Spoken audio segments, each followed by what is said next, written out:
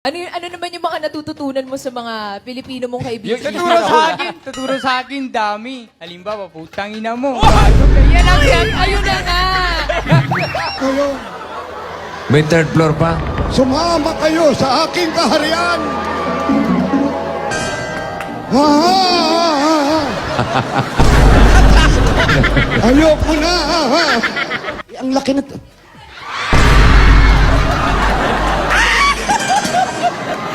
Nay, ba't di niya nilalak? Wala namang tumitingin. Kanina ka pa namin inaantay ng lola Tidora mo. Dali na at may naghihintay sa iyo dito. So, yun, nung ganun lang. Tapos pinagalitan ako ng nanay ko, natido ko niya. Tapos sabi ko doon ako sa kumari ko matutulog. Bigla na lang inuwi niya ako doon sa kumari niya. Doon ho kami natulog. Nasa na ho, kabuyaw. Tapos so, yung pangatlo. Naintindihan mo yung sinasabi mo na tumuturo pa yung isa. So, yung pangatlo ko po, yung minasa na wakta. habang nag-aaral yung mga bata. Tigilin nyo ba? Nako, bossing!